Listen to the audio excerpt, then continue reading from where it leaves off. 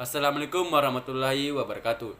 Baiklah, saya akan menjelaskan materi tentang pengaruh seni rupa India di Indonesia.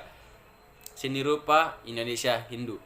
Dalam seni rupa Indonesia disebabkan oleh keadaan alam yang terdiri dari pulau-pulau yang dibatasi oleh laut dan selat. Keadaan alam atau kondisi geografis seperti ini menumbuhkan karakter budaya setiap tempat atau pulau yang berbeda dengan pulau yang lainnya. Seni rupa dapat terlihat dari berkesinambungan perkembangan dan kesadaran tradisi sejak masa kerajaan Hindu pertama di Pulau Jawa hingga Bali Hindu. Kesadaran terhadap adanya transformasi budaya yang merupakan proses yang terus berlanjut dapat membentuk jati diri budaya nasional. Budaya Indonesia digunakan untuk menunjuk dasar budaya asli sejak awal tahun Masehi sampai permulaan abad ke-15. Dan budaya Hindu yang berkembang di Indonesia tidak berarti hanya agama Hindu saja sebagai landasan perkembangannya, tetapi melibatkan pula agama Buddha. Di India, agama Hindu dan Buddha ini memperlihatkan batas-batas perbedaannya yang tegas. Kedua agama tersebut di Indonesia sering berpadu dalam bentuk sinkretisme dengan nafas budaya asli Indonesia. Hal inilah salah satu segi pembeda antara budaya Hindu, Indonesia, dan India. Perkembangan budaya Indonesia Hindu terbatas di Sumatera, Jawa, Kalimantan, dan Bali. Setiap pulau tersebut mencerminkan kecenderungan budaya antiknya sesuai dengan perkembangan budaya kerajaannya. Perkembangan seni rupa Indonesia Hindu melalui kontak budaya. Pembentukan budaya baru, hal ini kemudian merajut untaian perkembangan budaya secara bertahap. Pembentukan budaya Indonesia Hindu yang berkesinambungan dan berkesatuan terjadi berdasarkan beberapa jalan atau sarana. Sarana kontak budaya tersebut meliputi perdagangan, agama, dan politik. Hubungan dagang antara Indonesia dengan India menimbulkan koloni-koloni perdagangan. Koloni-koloni inilah yang menjadi pusat pengantar budaya Indonesia Hindu di Indonesia. Pertemuan para pedagang yang memiliki karakter budaya berbeda secara tidak langsung menciptakan suasana interaksi budaya. Berbagai kegiatan agama Hindu dan Buddha di Indonesia, baik proses penyebaran maupun penerimaan merupakan dasar pembentukan budaya Indonesia. Sarana kontak budaya yang lain adalah sarana politik. Hubungan politik antara Indonesia dan India yang dilandasi tujuan politik perdamaian merupakan penyebab akulturasi. Proses akulturasi melalui hubungan politik perdamaian menghasilkan sosok budaya baru, Indonesia Hindu. Dalam hal ini, kepribadian bangsa Indonesia tetap kuat berdiri dan bahkan akar budaya tumbuh subur walaupun arus pengaruh budaya asing menerpanya. Selanjutnya, karakteristik seni rupa Indonesia Hindu. Latar belakang budaya bangsa Indonesia yang didasari budaya prasejarah memperlihatkan adanya kesinambungan hingga masa Indonesia Hindu. Budaya prasejarah Indonesia melengkapi ungkapan seni budaya masa-masa selanjutnya.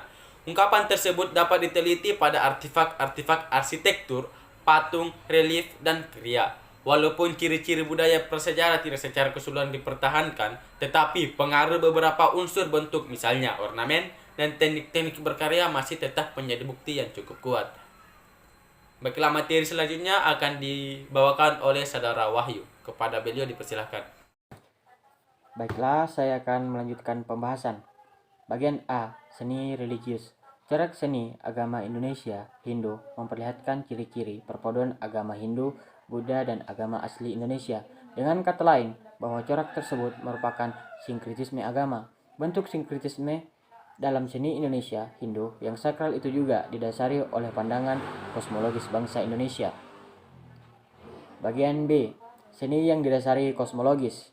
Corak seni rupa Indonesia Hindu tampil beda dengan seni India. Perbedaan tersebut disebabkan oleh pandangan kosmologis bangsa Indonesia yang berlainan dengan bangsa India. Hal ini membuktikan bahwa walaupun pengaruh seni sakral India sangat kuat, tapi seni Indonesia Hindu memperlihatkan karakteristik tersendiri. Bagian C, seni anonim.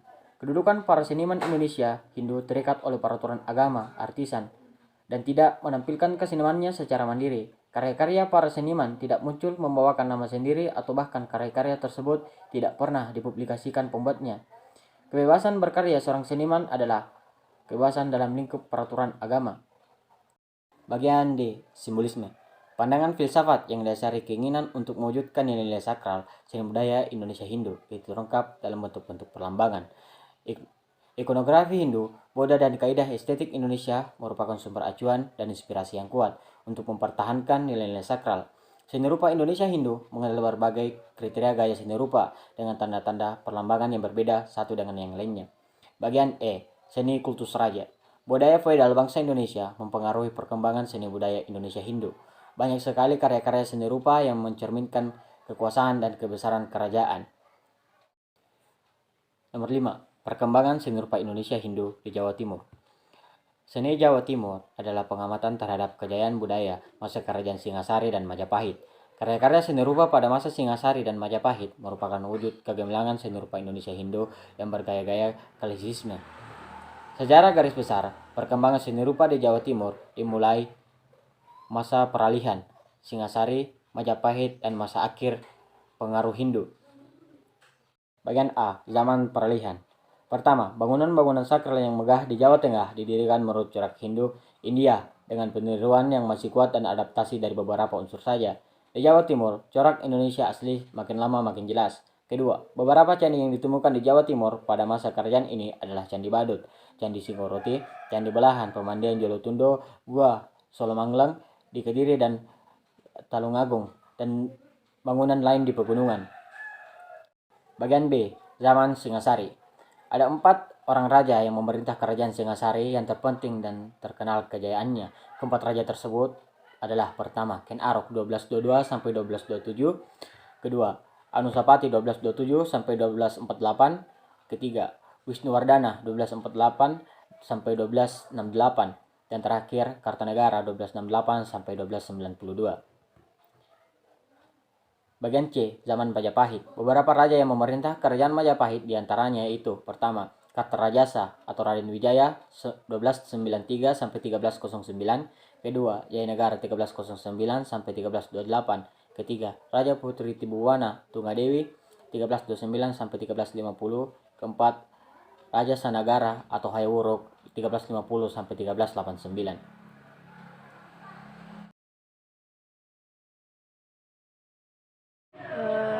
Itulah tadi pembahasan materi sesi 1 tentang seni rupa pengaruh India di Indonesia.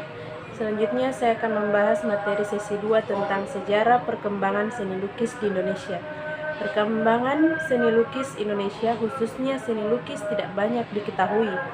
Secara garis besar, perkembangan seni rupa Indonesia meliputi seni prasejarah, yaitu sejarah seni Indonesia Hindu, seni Indonesia Islam, dan seni Indonesia modern. Yang pertama, seni lukis prasejarah Indonesia. Pada zaman prasejarah, seni lukis mempunyai makna tertentu. Lukisan dibuat pada dinding-dinding gua dan karang lalu disemprot dengan kunyahan daun-daunan atau batu mineral berwarna. Teknik menyemprot ini dikenal dengan nama aerograf.